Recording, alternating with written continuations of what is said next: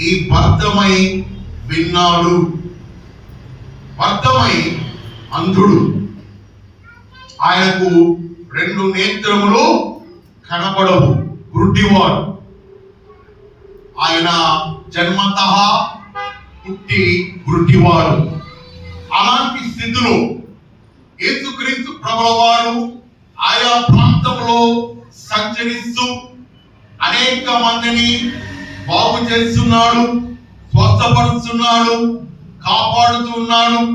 గుడ్డివారు, మూగవారు, చెవిటివారు, మరణాఛాయ ప్రదేశంలో నివసిస్తున్న ప్రజలందరికీ కూడా అనేక అద్భుతములు, మేలులు, స్వస్థతలు, విడుదల ఇస్తూ ఉన్నాడన్న వార్త ఈ బర్తమై వినినప్పుడు బైబిల్ గ్రంథము చెబుతున్నది, జాగ్రత్తగా వినండి.